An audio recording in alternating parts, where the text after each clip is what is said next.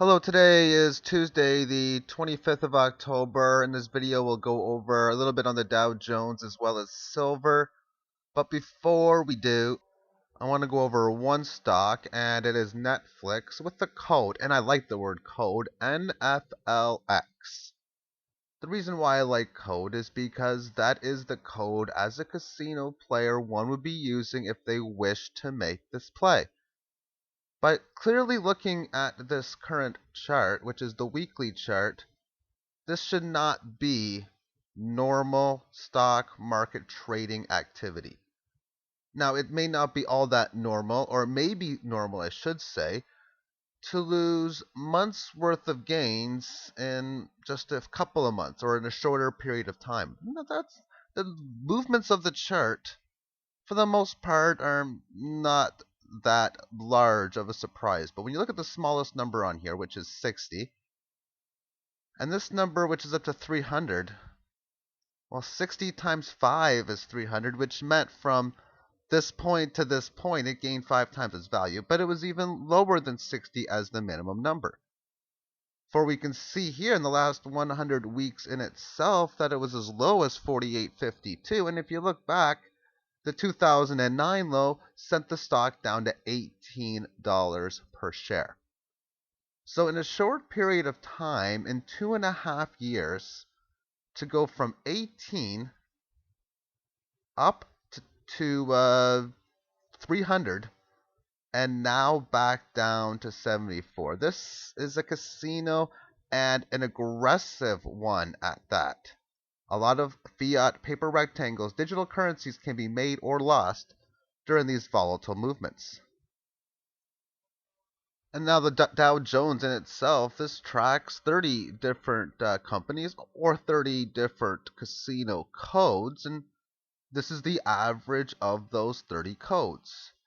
And I think what's important here is going to be this Fibonacci. I know a few people were mentioning that this is going to be the month for the doom and gloom for the casino market. And I thought it was going to be as well. And with only 3.5 days left, it really doesn't look as if that is going to be the case. It's been a wild and volatile day with 60, 70, 80 point moves in just a couple of minutes. So things are going a little bit wild. Now it came up to this Fibonacci point, which was also a previous resistance level, and therefore this seems to be an area where it is likely to come and face a top, basically.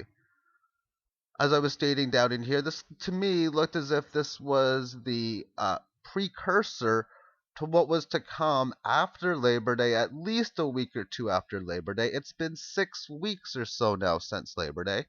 And during that time frame, what has occurred is a large sideways consolidation trend. But since the bottom came in here, it's been making these higher highs and these higher lows. Thus, now at levels not seen since, well, this day in here. So now we get to the point where if we do not face resistance, or even if we face very little resistance, and then continue to go higher, because it gets above this Fibonacci level, what this would tell us is that this move here is looking to be a failure. Now, it needs to do more than just get above that level, for that's already occurred yesterday. It needs to go above that level, hold and stay above that level for a decent amount of time. So it hasn't done that yet, but if it does that, it would basically confirm that this is a failed move and we're going to at least, at minimum, test the previous high that it occurred, which is the top of the Fibonacci scale. And then, of course, if we do find resistance in or around this area, start to go lower and end up breaking below this because it's had a significant test or a counter trend rally and has broken through the previous support level, precedence, I said it right this time, can be made for that of another leg lower. But that's a long ways away because it's still at this mark in here. And let's compare this to a previous time where the Dow Jones faced a 61.8% correction. And this is that monthly chart I showed on the intro. We have a high here of 14,198, well, 14,200, and a low of, we'll say 6,500. And the Fibonacci mark in here on an exponential level represents 10,000, we'll say 10.5. And when it originally came up to that level, it corrected through time for about 8, 9 candles, or pretty close to a year. Had a significant gain higher and has now found support within this level. So it is held above that significant Fibonacci period for a significant period of time now. So therefore, we are guaranteed, and I've been saying this for years now, we are guaranteed to have a failed move. Whether a fast move will occur afterwards will be up for question, and it usually does. For the failed move is either going to be the fact that it broke past this Fibonacci point, held above it, and had even a decent gain up somewhat close to its previous highs before falling over. Obviously, it hasn't fallen over yet, but on a hypothetical level stating it does, this would be one heck of a failed move, which would at least cause a test of the previous lows of around 6,500 if that were to occur and the fast move was to occur. Now, the other failed move is just merely the fact that it sold off way too much, that it really wasn't it was an artificial sell-off is what it was, and not a genuine sell-off. Now, the system in place may be run by Goldman Sachs, as one analyst has once stated, that this game is pretty much getting a little bit out of control, and there's a lot of banker greed. That is up for opinion, and it's a pretty simple opinion, in my opinion. But why I say this would be a failed move is because it wasn't supposed to sell that much on a correction if it was going to keep proceeding to the upside. Where if it had of bottomed somewhere in this area here, and then we would have never had this whole mess of a failed move to the downside, or at least a big failed move. But if this is the failure, then that should at least mean a test not only to the previous high, but most likely making new gains as well on an inflationary adjusted basis. Now, what do I think is going to happen? And what I think should happen should mean absolutely nothing. I thought yesterday the stock market was going to sell off at the end of the day because it was at a significant resistance point, and it was both a bullish and a bearish situation to sell off. It wasn't yesterday that it happened, but therefore, what I think is going to occur is that the stock market is literally going to crash. And I don't mean by the whole number situation. That means very little to me. What I mean by literally going to crash is the system in place on how the stock market is run and how it is becoming such a large virtual keep it secret casino. That is, I think, what is about to change, as well as it's priced in fiat currencies, which is on the verge of collapse. And if it's on the verge of collapse, anything associated with fiat currency is also going to be going through that sort of time. Okay, now let's move on to the silver market. As I'm doing this now, it is shortly after 16:20 Central European Time, which translates to 10:20 a.m. Eastern Time.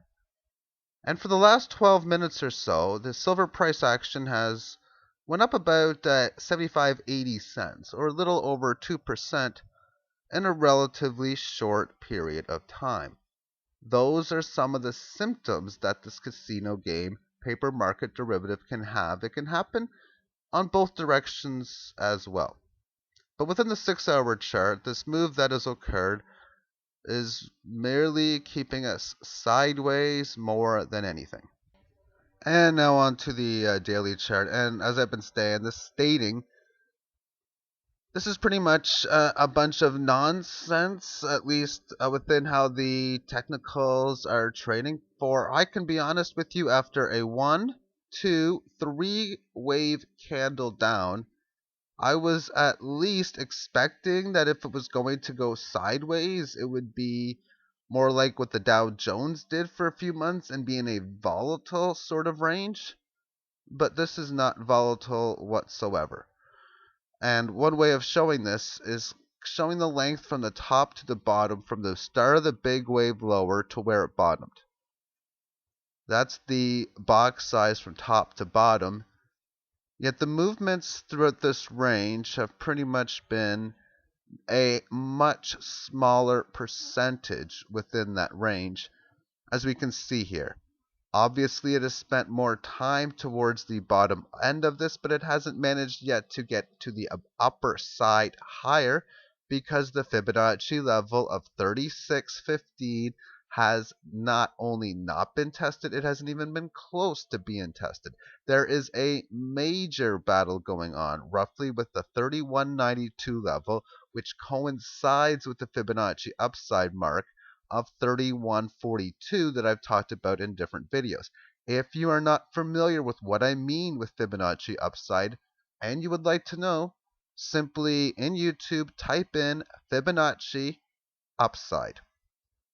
Alright, so it's at this big level, and as I've been stating, when it's finally ready to decide its next trend, the most logical assumption is that it's going to make a fast move to the next level. The longer you're in a range, the bigger the breakout or breakdown tends to be. So as you wake up another day and we're still in this nonsense mess, that means that that breakout or breakdown should be even larger. For if we were to say range for a decade in this range of $3, then the breakout in 2021 would either take us down to $2 really fast or up to 1,000 pretty fast. Now, I'm seriously joking there because there should be no logical chance that it goes sideways for that long, but I'm just merely pointing out that when you get a lot of people congested within these ranges, everybody knows it's in this little period here. If you're long, they're not going to be putting, many people won't put any